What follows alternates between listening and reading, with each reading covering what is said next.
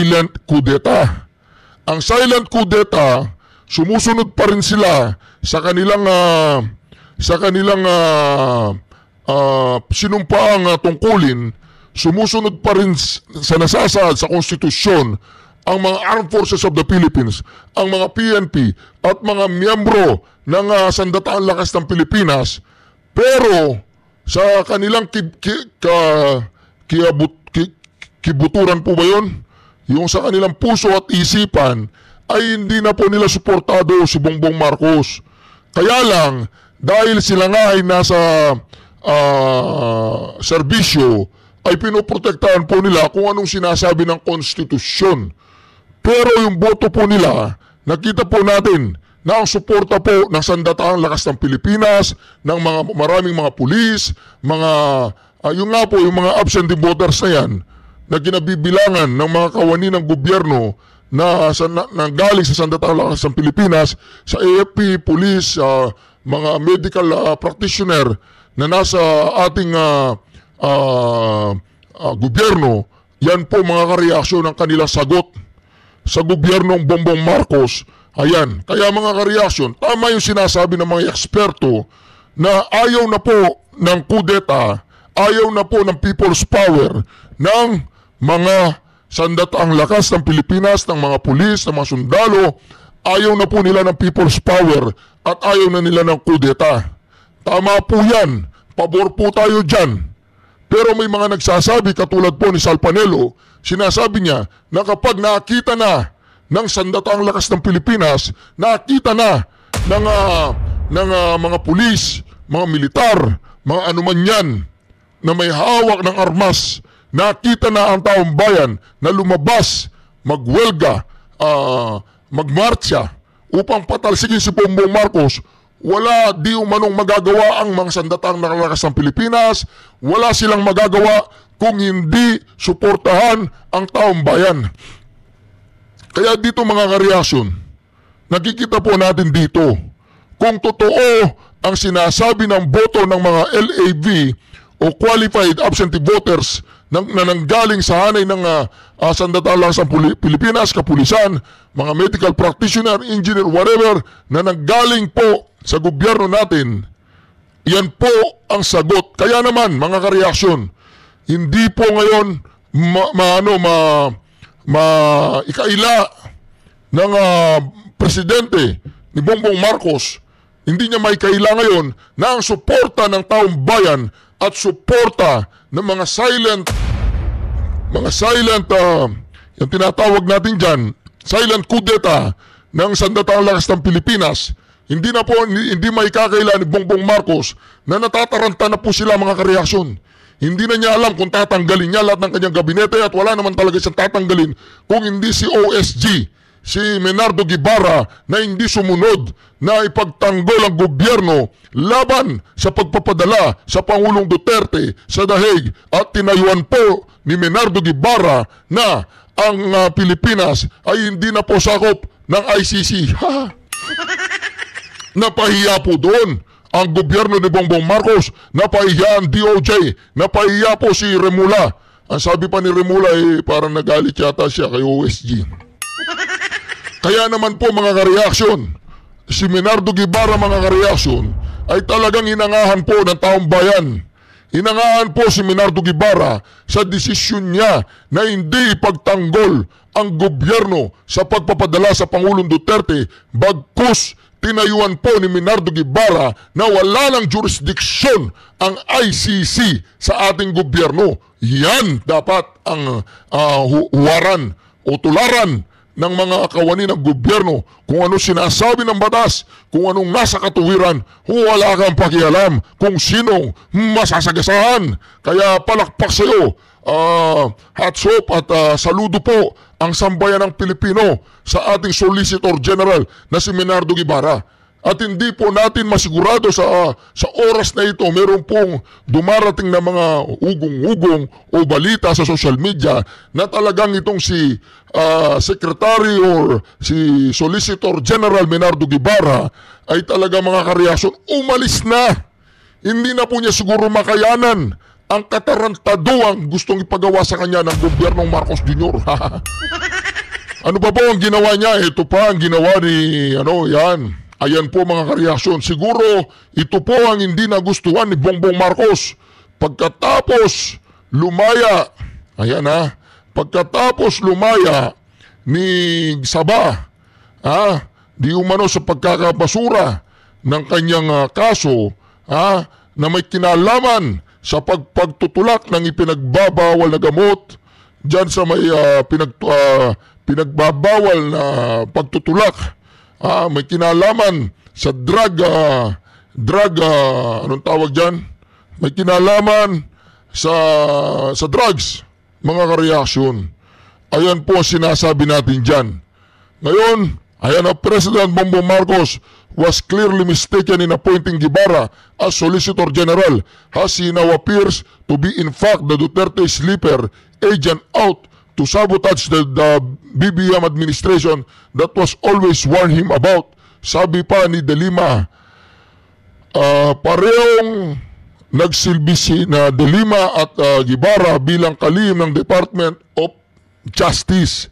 Kaya mga kareaksyon, parang dinidiktahan dito ni De Lima si Bongbong Marcos na si Bakin, tanggalin, patalsikin si Menardo Guevara. Ngunit hindi po kaya ni Bongbong Marcos na harap-harapan na kanyang kukundinain si Menardo Guevara dahil nga po weak leader si Bongbong Marcos. Kinakailangan pa niyang ipadaan sa maraming mga kapamaraanan na hindi siya masyadong mapag-iinitan ni Menardo Guevara, na hindi maalata na pinapatalsik na siya ni Menardo Guevara. Ngayon si Menardo Guevara, ngayon mga kareaksyon, si Bongbong Marcos ay hindi na siya dapat mag-e-effort. Dahil itong si Menardo Guevara, balita ko lang, hindi pa ito tinatawag nating, hindi pa ito, anong tawag doon? Verified. Hindi pa ito verified na si Menardo Guevara ay umalis na sa administrasyong Bongbong Marcos. Di ba? Kasi mapapahiya si Bongbong Marcos dito na kapag si Leila de Lima ay nakulong na naman, papaano? Sinabi na po ng Court of Appeals na wala na po, null and void na ang pagpapawalang sala kay Leila Saba de Lima ng Regional Trial Court. Ngayon, ibinalik po ng Court of Appeals ang kaso ni Leila de Lima doon sa judge na nag-acquit sa kanya. Sinabi po ng Court of Appeals, null and void ang pagkaka-absuelto kay Leila de Lima. Kaya mga kareaksyon, naniniwala po ba kayo na ang nangyayari po ngayon sa administrasyon Bongbong Marcos ay isang sinyales na itong si Bongbong Marcos ay talagang kontrolado ng mga makakaliwang grupo na katulad po ni Leila de Lima, ay kontrolado ng mga katulad ni Hontiveros, ay kontrolado ng mga katulad ni yung mga makabayad black. Di po ba mga kareaksyon? Kaya naman, itong si Leila de Lima, mag-enjoy ka na sa mga driver mo. Sabihin mo, ipasyal ka na nila ng ipasyal. Dahil malapit-lapit na naman ng iyong pagbabakasyon sa 4 na sulok ng isang kwarto. Mahababang paglilitis na naman yan. Siguro, nainis si Menardo Guevara. Kasama pa si Leila de Lima sa impeachment ni Sara Duterte, na isang akusado na may koneksyon sa pagbebenta o pagkukomersyo ng shabu dyan sa may Muntinlupa, di umano. Di po ba mga kareaksyon? Kaya naman dito mga kareaksyon, makikita po natin dito na itong si Bongbong Marcos ay nararanasan po niya ang silent coup d'etat.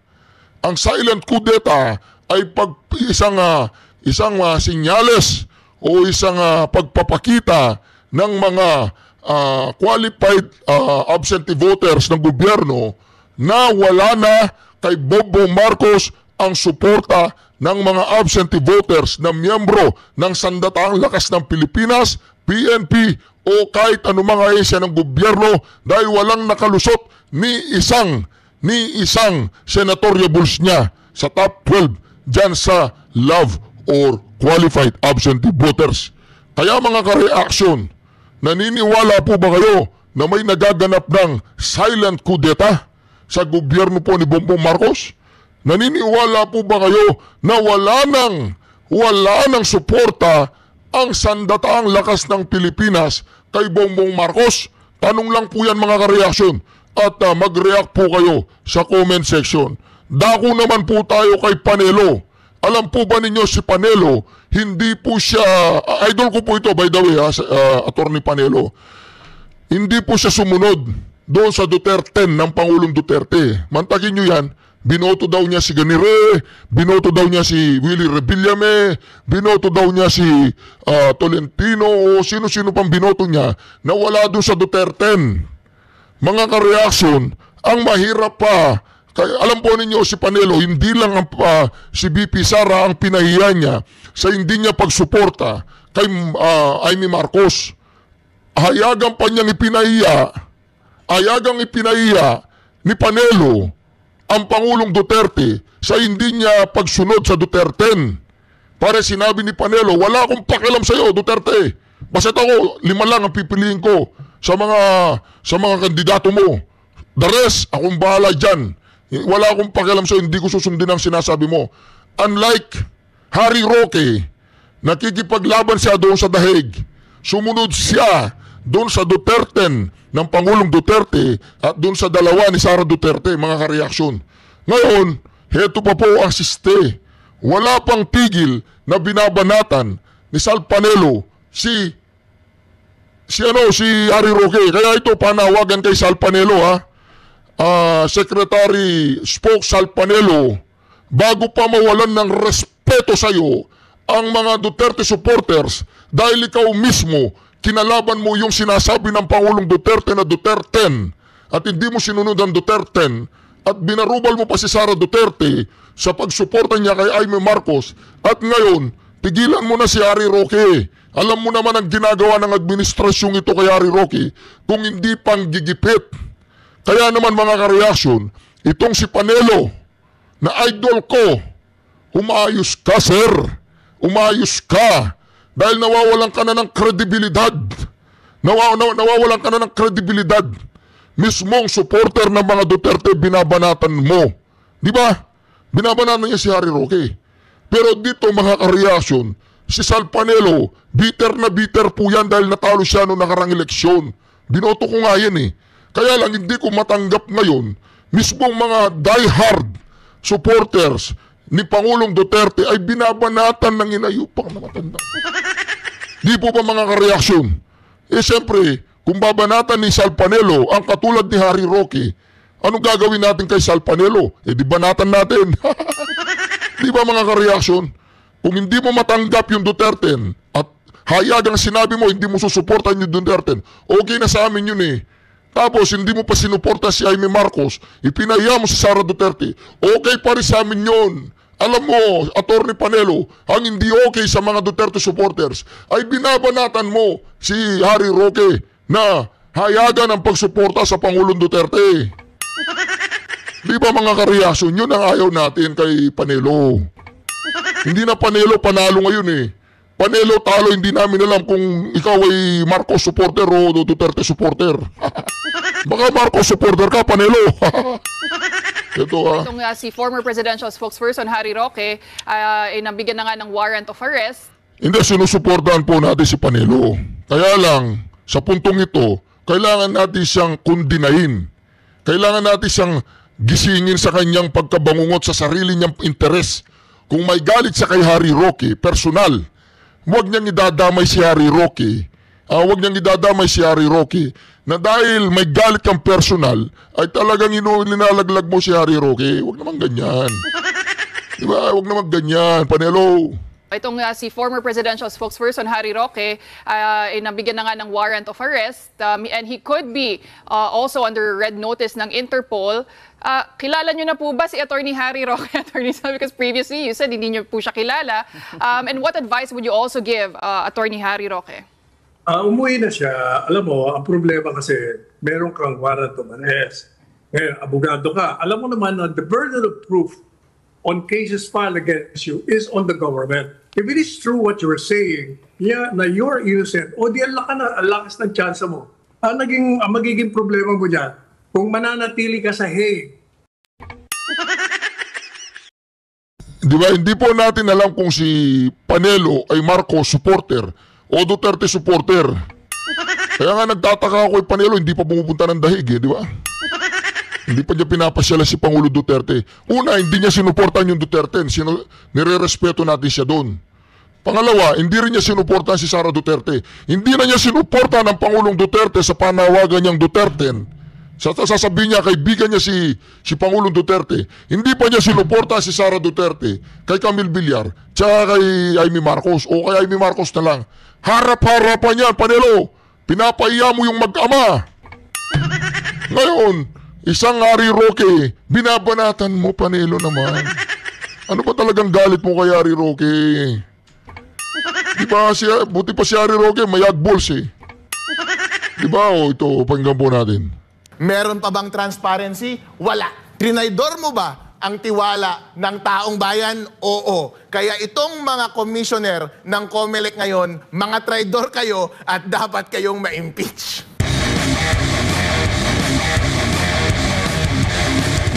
Tinawag po ninyong traidor ang Commission on Elections. Alam po ninyo itong si Atty. Respicio.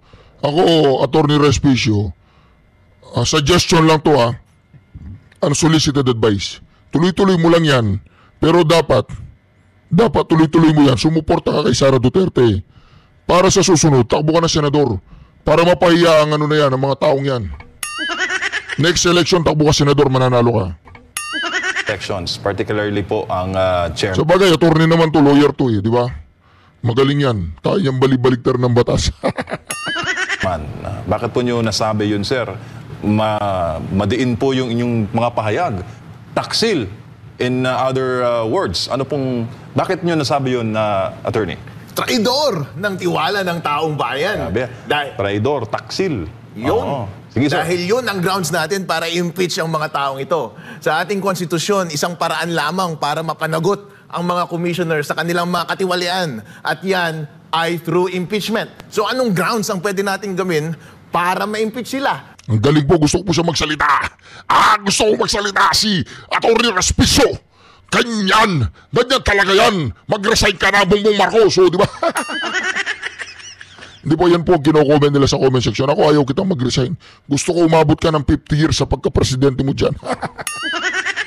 Tingnan natin kung aabot ka pa 3 taon.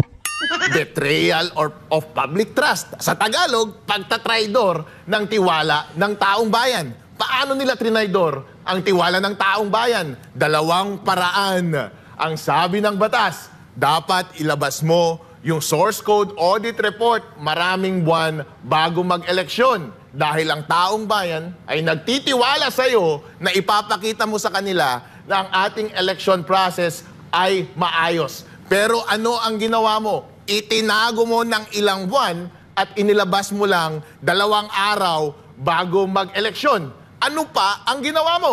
Yung linagay mo sa makina version 3.5. Yung na-review version 3.4. Pagtatraidor ba yon o hindi? Niloko ninyo ang taong bayan.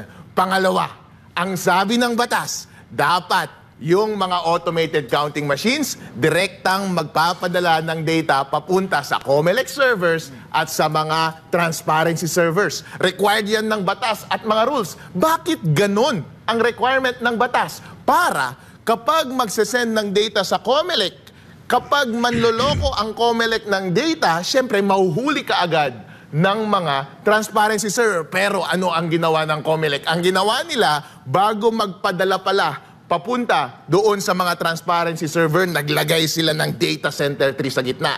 Ang prinogram nila sa mga automated counting machines, yung mga ipapadala sa mga transparency server, isushoot muna nila doon sa data center 3. So ano na ang mangyayari? Kapag nagpapadala na tuloy yung automated counting machines papunta sa mga COMELEC servers, syempre, pwede nang baguhin ng COMELEC ang mga data na ilalabas nila sa kanilang mga server. And syempre, since hawak nila yung data center 3, pwede na rin nilang i-manipulate yung data na yon para mag-match sa posibleng dinayan nilang data doon sa COMELEC server. Meron pa bang transparency? Wala. Trinaydor mo ba ang tiwala ng taong bayan? Oo. Kaya itong mga commissioner ng COMELEC ngayon, mga traidor kayo at dapat kayong ma-impeach. Sir, batay sa batas, gaano po kabigat ang right to suffrage nating mga Pilipino bilang isang demokratikong bansa? Iyon ang pinakamahalaga sa lahat. Pinakamakapangyarihan kahit na sino mang appointed na civil servant sa ating bansa. Tandaan po natin, once every 3 years lang tayong nagluluklok ng ating mga national officials, elective officials sa ating bansa. Ito lang yung panahon na naririnig ang boses ng tao ng direkta. Yun nga ang direct translation ng democracy. Ngayon lang natin na-exercise. Yun ang pinakamalakas na kapangyarihan. Yun pa ang binuwag ng mga commissioner ng COMELEC. Nagmamagaling sila, mas magaling pa sila sa taong bayan. Akala nila sila ang Diyos ng Pilipinas. Sir, nakakarating po ba sa inyo yung panawagan ng taong bayan ng manual recount? At ano po ang epekto niyan kapag iyan ay pagbigyan mismo ng Commission on Elections? Dahil mula Luzon, Visayas, Mindanao, marami nagko-comment lalo na overseas Filipino workers. Ang konti po ng voter turnout sa nagdaang pong eleksyon dahil nga bawas yung kanilang tiwala sa nagdaang electoral process. O sige, gawin natin yan. Kung gusto nyo ng manual recount, gawin natin. Pero ang katotohanan kasi niyan, hanggat maaari, kapag nag-audit ka talaga ng information systems, hindi mo dapat titignan yung mga post-correcting procedures o ma-verify na wala talagang nangyari sa bagay na natapos na. Kaya nga kapag nag-audit ka, i-audit mo siya ng live as they are carrying out yung computer processes para kapag meron silang maling ginawa, makakapagbigay ka ng opinion about sa reliability ng information na inilabas ng computer system. Hindi dapat siya solusyon sa huli, kundi prevention habang ginagawa. Kasi pagkatapos ng computer process, marami ka nang pwedeng doktorin pagkatapos. Marami ng mga factors na pwedeng gawin. Pwede na nilang baguhin yung mga balota, pwede nilang itago yung mga ballot boxes, pwede na nilang gumawa ng palusot para hindi magawa lahat ng mga bagay-bagay na yan.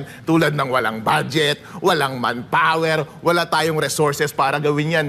Hindi natin magagawa ang lahat ng bagay-bagay na yan. Kaya nga, sinasabi ko ngayon pa lang, since bagsak na ang COMELEC sa lahat ng kanilang procedure before and during the election process, bagsak na talaga sila dito sa election process na ito, bagsak sa credibility ang resulta ng ating election. Bago lang si Partner Admar, Sir, isa rin po sa mga pinagdududa po ng ating taong bayan, yung issue po ng overvotes. Ang dami. Anong masasabi mo doon, sir? Milyon din po ang overvotes. Yung overvotes, hindi ko ma-verify kung yun ay result ng maling transmission or kung yun ay result ng conflicted na source code doon sa makina. Pero baka indication yan. Baka result siya. Pero ang sinasabi ko lang ngayon, yung integrity ng ating software, yung integrity ng ating transmission ay wala na. Kaya hindi ako magtataka kung maraming mga circumstances ngayon na lumalabas na nag-i-indicate na merong widespread fraud. Kaya kapag sinasabi mong may overvotes or kung meron mang ibang bagay na nag-i-indicate ng dayaan, lahat po yan ay valid. At ang bola ngayon ay nasa COMELEC para i-overturn nila yung presumption na sila ay nandaya sa eleksyon na ito. Attorney, balikan ko lang yung sinasabi niyo pong Data Center 3 na wala pala sa COMELEC Resolution 10098 or yung Operation Procedure. Kumbaga, ang nasa Operation Procedure pala, once na binoto na, pinindot na yung start transmission, sabay-sabay sila dapat doon sa COMELEC na server, pati yung sa, nabanggit nyo po, yung sa mga Citizen Arms, mga PPCRV, NAMFREL, pati sa media, dapat sabay-sabay para may transparency na may kumpara mo yung resulta na natanggap nitong bawat isa na ito. So ang nangyari pala, dumaan pa pala muna sa Data Server 3 bago siya binigay doon sa PPCRV, NAMFREL, media at iba pa. Wala talaga doon sa batas at rules yung Data Center 3 kasi nga illegal. Kasi nga against siya sa principle ng transparency. Ang transparency po, ibig sabihin, dapat lahat tayo sabay-sabay, independently makakuha ng impormasyon. Para kapag nagsinungaling ang isa sa atin, yung dalawa, mahuhuli ako. Kaso nga lang, kung binilungan mo ako ng una, pero kinokontrol ko rin yung impormasyon na daraan sa inyo, malamang lolokohin ko na rin yung impormasyon na darating sa inyo. Kaya kapag gusto kong lokohin ang impormasyon na dumating sa akin, kaya kong gawin yon dahil in-intercept ko sa gitna yung dumaan na impormasyon papunta sa mga transparent parties. Mayroon ding napansin yung mga citizens sa armed group itong delay, pagka-delay din ng nasa 2 oras. So ito yung nakikita nyo na may minaniobra pa muna doon sa Data Center 3 bago na naibigay kasi 2 oras daw eh. Parang hindi daw ganito sa mga nakalipas. Kasi nga, sabay-sabay, kung na-transmit na ito mula mismo doon sa ACM, sabay-sabay na dapat silang nakakatanggap. Pero sinasabi dito sa report ng NAMFREL, 2 oras ang delay. Dapat wala talagang delay, Admar. Kasi nga, pagkapindot mo sa automated counting machine, may signal sa cellular data or may signal sa Starlink, alam mo naman sobrang bilis niyan, dapat diretso ka agad sa Comelec servers, in split second, darating ka agad sa Comelec servers at sa transparency servers. Sa aming bayan nga, nag-participate ako sa Board of Canvassers. Nag-manual upload kami doon kasi 2 makina ay offline nung gabing iyon. So kailangan namin kunin yung USB para dalhin doon sa proceedings namin at i-upload namin mismo. Nakita ko yung pag-upload. Alam niyo po ba kung gaano kalaki lang pala yung file na i-upload sa mga server? 76 kilobytes. Napakaliit. Itanong po ninyo, gaano kabilis ang average mobile data sa Pilipinas? 35 megabytes per second. So gaano kabilis dapat yung transmission? Less than 1 second. Pero gaano katagal nag-transmit yung manual transmission na yon? Umabot ng minuto. Gaano katagal nag-transmit yung mga papunta sa mga transparency server? Umabot ng ilang oras. Attorney Harold Respicio, meron bang maling nangyari? Posibleng merong may maling nangyari. Bakit? Dahil hindi yan problema ng laptop. Hindi yan problema ng automated counting machine, hindi yan problema ng cable, hindi yan problema ng mga processing ng mga servers, hindi yan problema ng storage capacity ng mga servers dahil ang mga ginagamit nating teknolohiya ngayon pang 2025 na, hindi pang 1980s, hindi pang 1990s, kayang-kaya nila ang 76 kilobyte na traffic at storage. Ang tanging explanation lang yan ay merong ginagawang active manipulation sa gitna bago mag-landing doon sa kanilang destinasyon. Naku po, hindi talaga titigil si Atty. Respicio dahil hindi pa siya pinapanumpa. Pag pinanumpa na po yan, baka titigil na yan. Alright mga karyasan, ito na po si Secretary Spokes Harry Roque. Milyones ang ginastos pamimili ng boto. Nagsalita ang European Union na ayuda ang ginamit pamimili ng boto. Bilyon-bilyon ang linustay. Ang resulta, bokya pa rin sila. Bokya pa rin sila. At ang pinakamasarap, ang mga walang yang WAD committee, lahat sila, bye-bye WAD committee. Pero mga kababayan, napakalaking paghamon ang ating hinaharap. Ngayong patapos na ang mga bangag, handa na ba kayo? Handa na ba kayo magkaroon ng maunlad na Pilipinas? Matagal na! Handa na ba kayo magkaroon ng mapayapang Pilipinas? Yes! Handa na ba kayo magkaroon ng isang masaganang Pilipinas? Yes! Alam niyo po, ang palagi kong sinasabi, ang tunay na ang susi sa pagbabago, ang mga Pilipino dito sa Europa. Nung ating sinulong ang universal healthcare, libreng gamot at libreng paggamot, yan ay dahilan dahil ako'y nakatikim ng benepisyo ng universal healthcare nung ako'y nag-aral dito sa Europa. Alam ninyong mga Pilipino sa Europa ng kalusugan, karapatang pantao, obligasyon ibigay ng gobyerno, hindi palibos galing sa politiko. Alam nyo, bilang mga Pilipino sa Europa, ang edukasyon, karapatan, hindi palimos ng mga politiko. Kayo ang susi sa tunay na pagbabago. Kinakailangan sabihan nyo ang inyong mga kamag-anak, ang inyong mga mahal sa buhay, na sa Europa ang gobyerno nagbibigay serbisyo sa mga taong bayan, hindi ginagawang negosyo. Anong sabi ng bangag?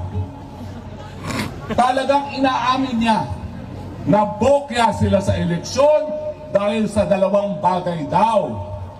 Una, sobrang pamumulitika. Pangalawa, di raw ramdam ng tao ang serbisyo galing sa gobyerno. Busisiin natin, abay sa wakas, may tamang sinabi ang bangag. Dahil totoo, sobrang pamumulitika ang dahilan kung bakit bokya ang kanyang mga kandidato. Pero ang sobrang pamumulitika galing sa kanya. Dahil sa kanyang pagnanais na maulit ang kasaysayan na Marcos forever at ang nais niyang burahin ang Duterte sa ating bayan. Akala ba niya nung pinakulong ang Tatay Digong dito sa Dahig, magkakaroon muli ng Marcos forever? Ang nangyari, goodbye Marcos Part 2. Araw na lang ang binibilang. Tama o mali? Sino ba ang nagsimula ng sobrang pamumulitika? Ang sinisisi niya, ang kanyang pinsan, ang kanyang asawa. Ang aking sasabihin sa kanya, Julon, ikaw ang presidente. Ikaw ang may sala sa sobrang pamumulitika dahil ikaw gahaman sa kapangyarihan, walang katapusan ang iyong pagdanais na mangurakot at magpasasa sa pwesto. Tama mali? Tapos sasabihin niya, ayaw na namin ng politika, tayo'y magkasundo na. Payag ba kayo? Hindi! Anong sagot nyo sa kanya? Bangag, bangag. Correct! Bangag ka! Alis ka! Yan ang walang takot na kasagutan ng mga Pilipino dito sa Europa. Bangag! Dito sa Europa, merong tunay na demokrasya. Bangag! Dito sa Europa, hindi mo sila masusupin. Kaya ang sagot, bangag ka, alis ka. Sayaw na naroon. Ma'am, maya-maya magsalita ka rito. Ang galing ko, mambuska. Mas magaling ka mambuska kaysa sa akin. Wala, katawa mo Bibigay ko sa iyo, Mike. Wala ka mo ipasayaw Mas mo. epektibo ka, Oo, ma'am. Tito Siting! Tapos, ang sabi niya, hindi raw nararamdaman ang serbisyo ng gobyerno. Diyan siya nagkamali. Kasi ang akala niya, merong serbisyo. Ang katotohanan, walang nararamdamang serbisyo kasi walang serbisyong binibigay.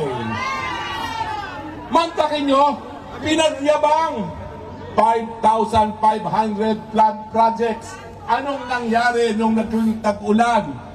Naging lawa ang buong Pilipinas. Yan ba ang hindi naramdaman ang serbisyo or wala talagang serbisyo? Meron ba wala? Yan ang katotohanan. Walang serbisyo. Pwede ba lahat kayo umuwi at lahat kayo mambuska gaya ng ginagawa nyo ngayon? Nang sa ganon, mawala na ang mga bangag! Baka sa'yo, mandong karot. Hapit na. Yan ang katotohanan. Walang nararamdamang serbisyo, wala ka naman kasing ginagawa. Palagi kang high.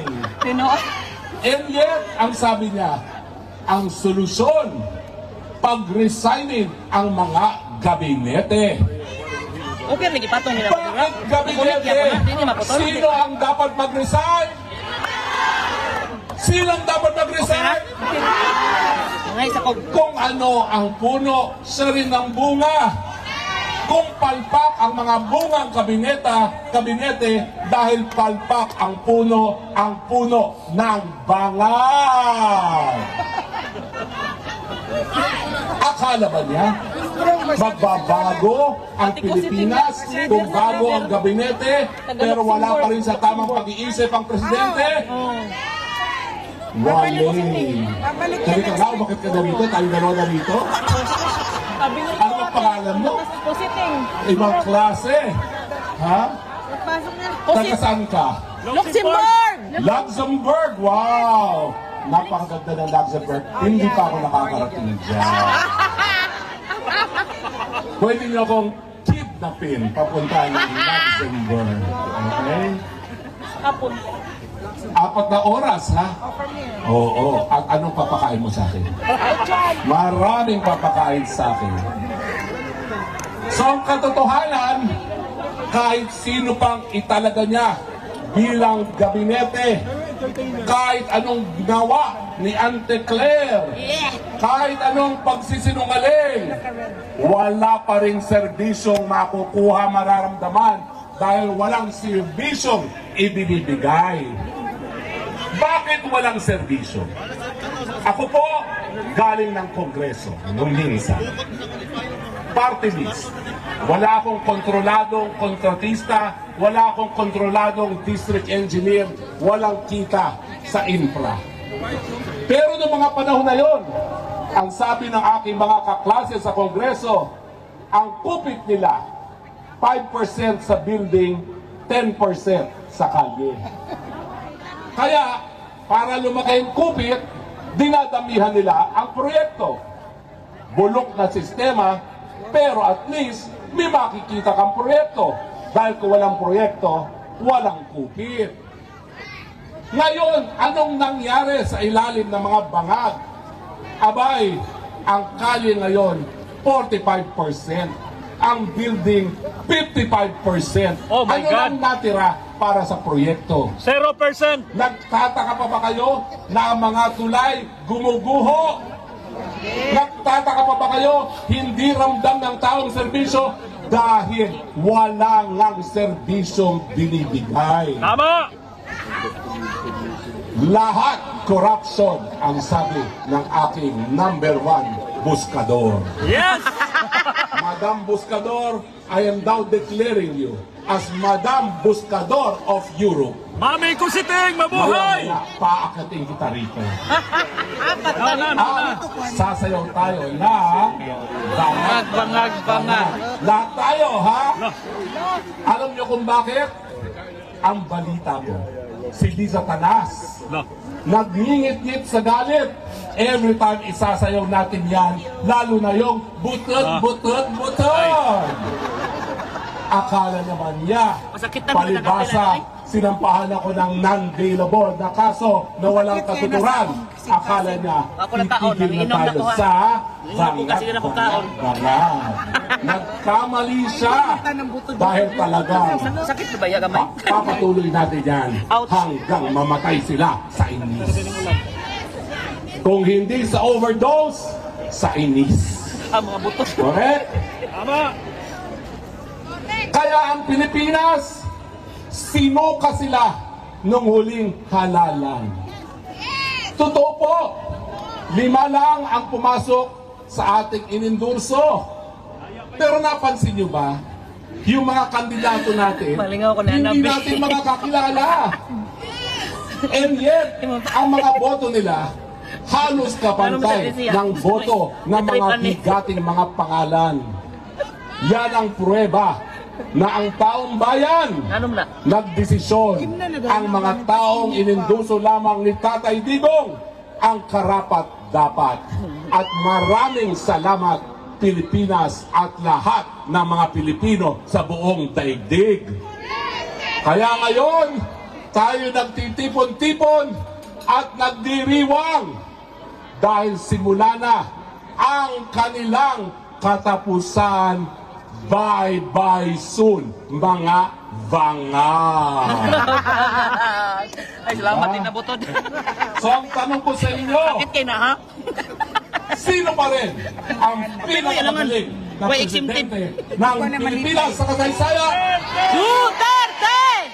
Duterte!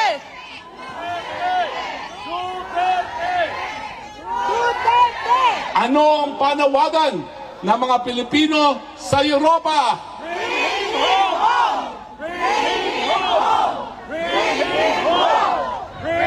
Alam nyo, mga kababayan sa Europa, importante rin ang inyong papel sa pag-uuwi kay Tatay Digong. Bakit? Ano, laban lang din mo na pita. Ang Tatay Digong, malinaw na malinaw pa sa sikat ng araw, napadala sa ICC dahil siya po ay kinidnap. Tama, mali? Tama! Ang mga Europeans, pinagmamalaki. Sila raw ay tagapagtaguyod ng karabatang pantao. Tama, mali? Tama! Ang tanong, tama ba na linilitis siya sa pamamaraan na dinaan sa kidnapping? Tama o mali? Mali! Hindi! Bakit nananahimik ang gobyerno ng Netherlands na siyang nagpakulong, nagkukulong at nagbabantay kay Tatay Digong? Sabo yun! Akala ko ba ang Netherlands ay kampyon ng karabatang pantao? Shout out, Bakit Tulanga pinapayagan Chan. nilang ikulong sa kanilang teritoryo, bantayan ng kanilang mga gwardya, ikulong sa kanilang kulungan ang tao na nakidnap? Tama ba yan o mali? Kaya kailangan magsalita kayo, mga Pilipino sa Europa. Karapatan ninyo bilang Europeans na tawaging pansin ng inyong gobyerno sa malaking pagkakamali, sa malaking paglabag sa karapatang pantao ni Tatay Digong. At kapag hindi sila makinig, baka mamaya mag-single voting din ang mga Pilipino at magkaroon ng bagong gobyerno ang iba't ibang bansa ng Europa. Tama hindi? Tama! Hindi na po magtatagal. Meron na tayong Duterte Park.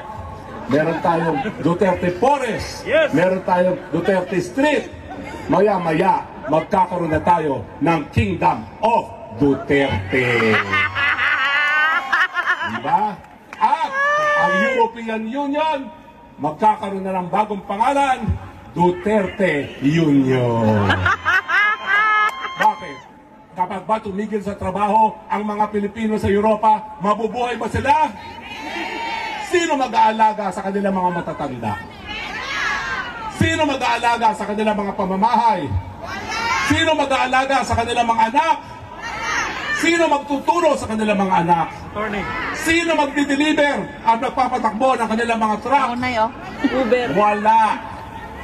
Huwag nilang subukan ng mga Pilipino.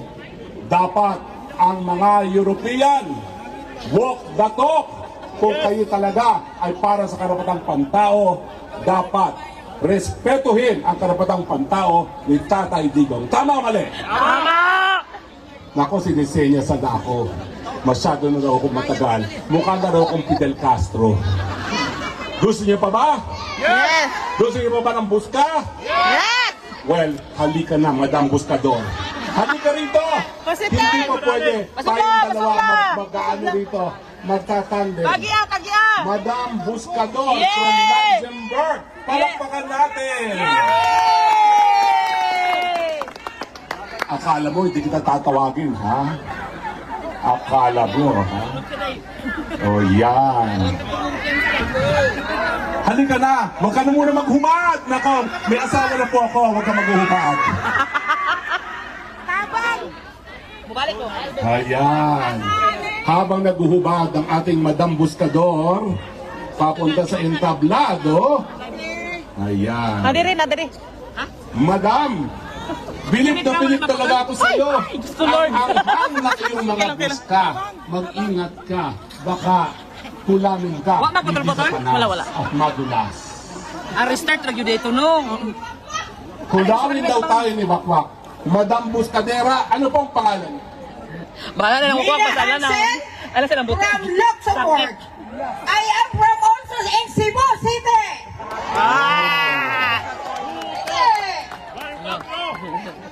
Ma'am, ikaw ba yung naging beauty contest ka? Bakit ganyan ka magsalita? Parang maya-maya, magbibikini ka na sa swimsuit competition. Hindi! Pinaglaban ko lang si Tatay Digong! Anong mensahe niyo sa mga bangat? Bumuwa ka na dyan! Resign! BBM, resign! Kayo, sang-ayon ba kayo? Yes! Bring him home! Ang Tatay Digong, iuli na sa Pilipinas! Masaya ako dong. Okay lang yan. Basta naintindihan ko sinasabi mo. So anong sigaw natin? Sinong dapat mag-resign? BBM, simangan! Gawin mo naman chat, nakakainis ka naman, hindi sila makachang. BBM resign. BBM resign! BBM resign! BBM resign! BBM resign! Now na! Meron ka bang special message kay Liza Tanas? Oh, I like that. Ayay! Parang mapapalitan akong trabaho nito. Anong oras na? Meron pa tayong pong araw at gabi. Ah! Ako wala akong... Murag mailisan ako. Ito ba? Hello! Hindi kang kumusayaw. Ano ba? Hello! Wala rin dito yung misis ko. Anoy! Nindot tayong tanawon! Pindot ko no kayo. Na, mula ka ba na? Buto! Ano mensahe mo kay Liza Tanas? Ay! Madam! Madam Lisa! Hay nako! Ikaw man ang... Bisaya ko do? Ako mo? Gusto ka ng Tagalog? Wala man akong Tagalog. Bisaya lang ha?